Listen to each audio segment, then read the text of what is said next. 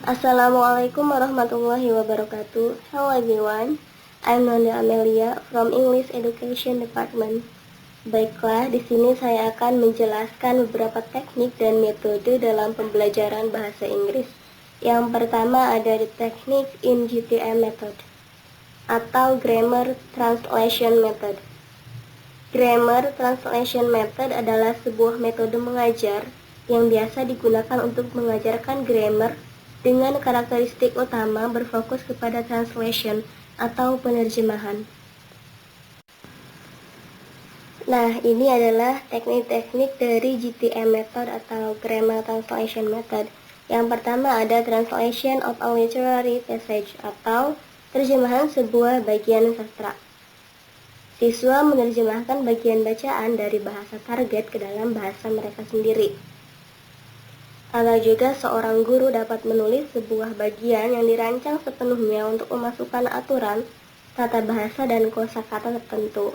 Terjemahannya bisa tertulis atau lisan, atau juga bisa keduanya.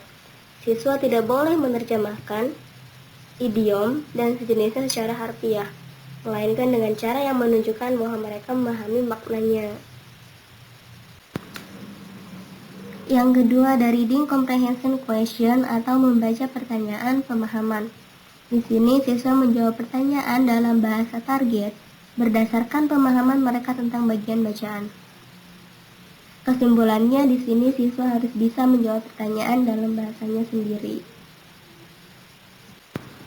Yang ketiga ada antonim atau sinonim. Nah, di sini siswa diberikan satu set kata atau kata-kata dan diminta untuk menemukan mana antonim dan mana sinonim dari sebuah bacaan yang telah diberikan oleh guru tersebut.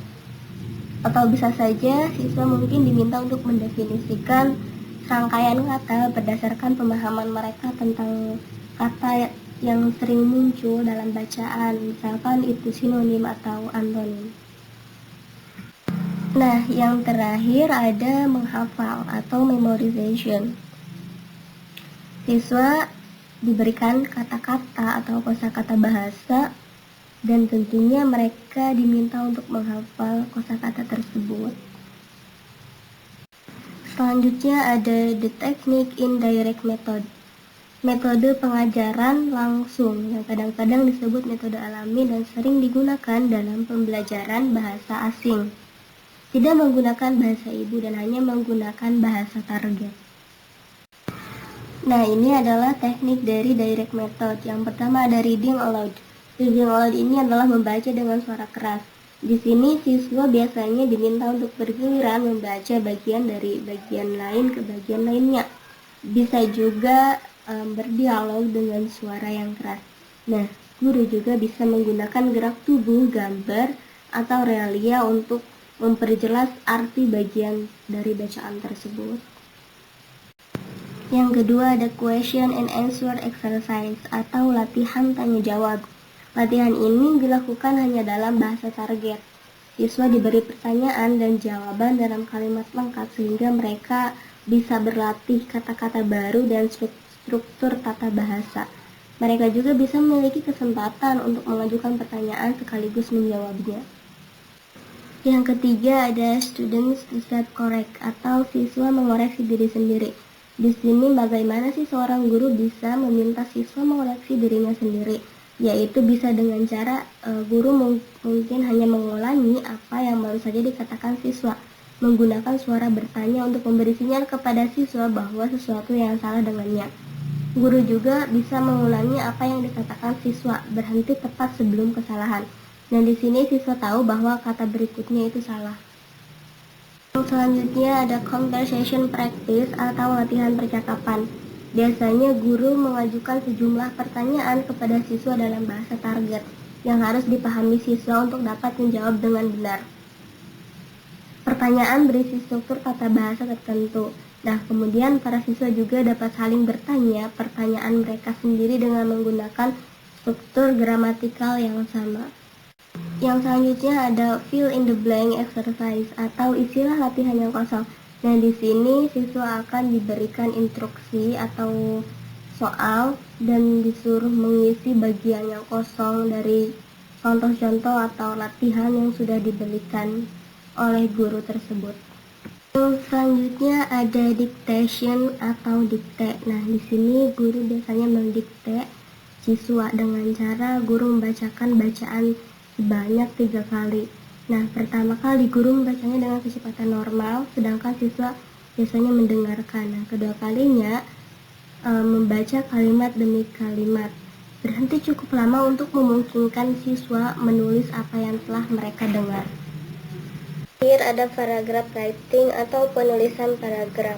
Guru meminta siswa untuk menulis paragraf dengan kata-kata mereka sendiri atau juga bisa dari ingatan dan pengalaman mereka. Yang selanjutnya ada the technique in audiolingual method atau metode pembelajaran yang menggunakan meniru dan mengingat. Nah, ini adalah teknik-teknik dari audiolingual method. Yang pertama ada dialogue memorization atau menghafal dialog. Biasanya siswa diminta untuk menghafal dialog, lalu mereka mengambil peran dan mempraktekkan dialog tersebut. Nah, setelah itu siswa juga bisa dan menyuruh siswa dan guru juga bisa menyuruh siswa untuk menghafal bagian orang lain, lalu mereka bisa mempraktikkan kedua peran tersebut. Yang selanjutnya ada repetition drill atau latihan pengulangan. Biasanya siswa diminta untuk mengulangi dan juga secepat mungkin mereka bisa menangkap apa yang telah guru jelaskan. Kemudian ada chain drill atau berrantai. Biasanya ini adalah rantai percakapan yang terbentuk dari siswa bertanya dan menjawab pertanyaan satu sama lain. Guru mulai menyapa kepada siswa tertentu. Nah, untuk itu siswa pertama menyapa lalu mengajukan pertanyaan kepada siswa kedua dan rantai akan berlanjut. Sebuah berantai memungkinkan beberapa komunikasi terkontrol meskipun terbatas. Dan ini juga bisa menghidupkan kelas.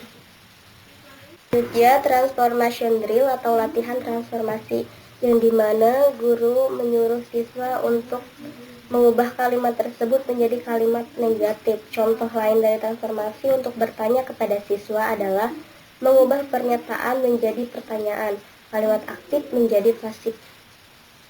Selanjutnya ada question and answer drill atau latihan tanya jawab, di mana siswa diberikan latihan dengan menjawab pertanyaan.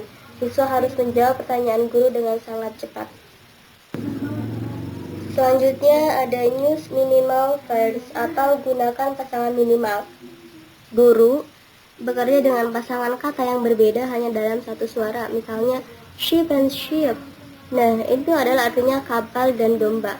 Di situ siswa diminta untuk memahami perbedaan antara dua kata dan kemudian dapat mengucapkan kedua kata tersebut. Selanjutnya ada complete the dialogue atau lengkapi dialognya. Nah, di sini siswa harus bisa melengkapi dialog dengan mengisi bagian yang kosong dengan kata-kata yang hilang. Oke, yang terakhir ada grammar game atau permainan tata bahasa. Permainan ini dirancang untuk membuat siswa mempraktikkan poin tata bahasa dalam suatu konteks. Siswa mampu mengekspresikan diri, meskipun agak terbatas dalam permainan ini. Perhatikan juga ada banyak pengulangan dalam game ini. Biasanya dalam game permainan bahasa ini banyak pengulangan kata. Oke, selanjutnya di sini ada the technique in silent way.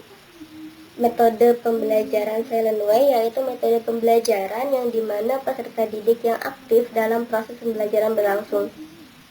Guru lebih banyak diam, namun guru aktif menggunakan gerakan, gambar, dan rancangan untuk memancing dan membentuk reaksi.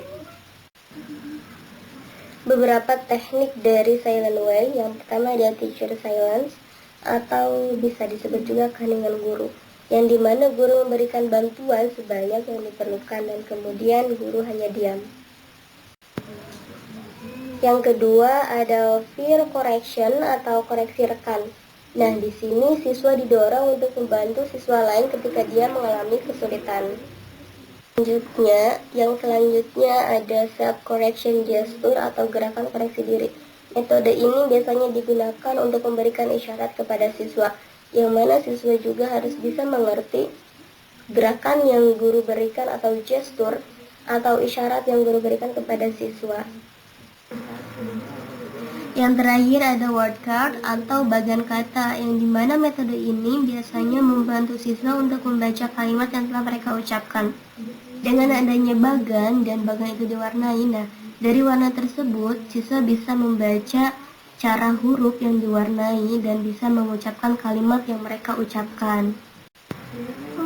Metode dan teknik selanjutnya ada the technique in Suggestopedia, atau merupakan metode pembelajaran yang bertujuan untuk membuat peserta didik merasa rileks serta menghilangkan rasa tegang dalam pembelajaran.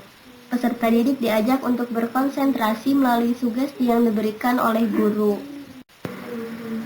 Teknik-teknik dari Suggestopedia, yang pertama ada classroom setup atau pengaturan ruang kelas, yang mana guru harus bisa menciptakan lingkungan kelas yang cerah dan ceria, dan juga biasanya guru harus bisa menghiasi dengan pemandangan dari negara di mana bahasa target digunakan. Contohnya, guru harus bisa menyamaratakan antara bahasa dan negara siswa tersebut sehingga guru bisa memberikan lingkungan yang positif. Yang selanjutnya ada peripheral learning. Pembelajaran peripheral berarti belajar dari lingkungan, belajar dari poster, visual, dan dekorasi yang dipajang di kelas. Yang selanjutnya ada positive suggestion atau saran positif, yang dimana guru bertanggung jawab untuk mengatur faktor-faktor sugestif dalam situasi belajar. Dengan demikian membantu siswa meruntuhkan hambatan belajar yang mereka bawa. Di mana di sini guru harus bisa memberikan saran yang positif, saran yang baik, dan bisa menjadi support system di dalam kelas untuk siswa-siswanya. Yang terakhir adalah role play atau bermain peran, yang dimana metode ini biasanya siswa diminta untuk bermain peran dalam kelas dan bisa mempraktekkan sebagai orang lain di depan teman-temannya. Selanjutnya ada teknik dan metode, yaitu the technique in community language learning, atau bisa disebut juga counseling learning, adalah salah satu contoh penerapan konsep psikoterapi dalam pengajaran bahasa. Konselor menjelaskan aktivitas apa yang diharapkan dan memberikan waktu pada bimbingan untuk merefleksikan dirinya mengenai pengalamannya selama ini.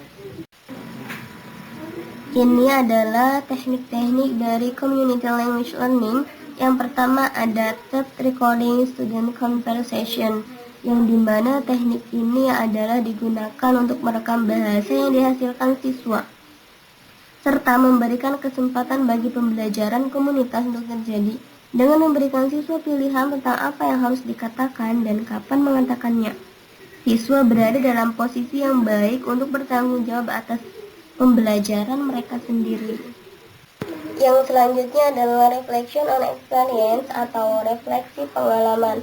Biasanya guru meluangkan waktu setelah berbagai kegiatan untuk memberikan kesempatan kepada siswa untuk merefleksikan bagaimana perasaan mereka tentang pengalaman belajar bahasa, diri mereka sendiri sebagai pembelajar, dan hubungan mereka satu sama lain. Saat siswa memberikan reaksinya, guru biasanya memberikan respon pemahaman yang tepat untuk apa yang siswa telah katakan. Yang terakhir ada small group task atau tugas kelompok kecil.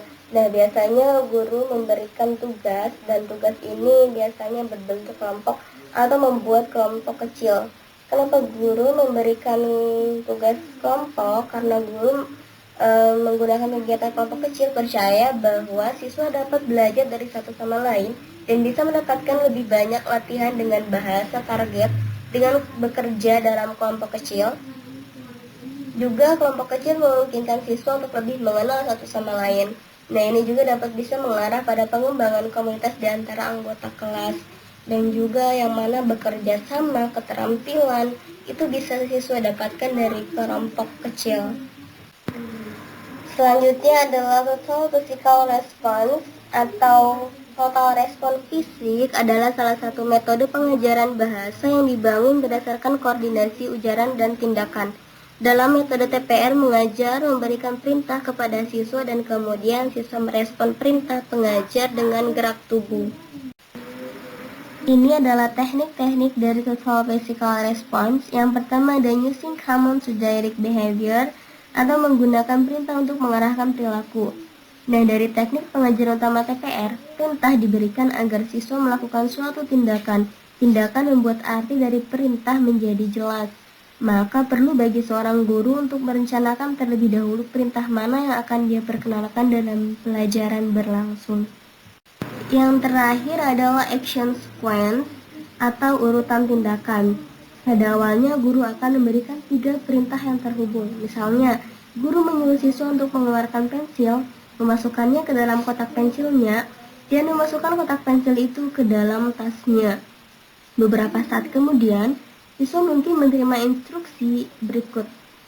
Keluarkan buku, letakkan di atas meja. Sekarang buku Anda ada di atas meja. Keluarkan pena, tulis namamu di bukumu. Letakkan pena di bawah buku. Nah, rangkaian perintah ini disebut urutan tindakan atau operasi. Thank you for your attention.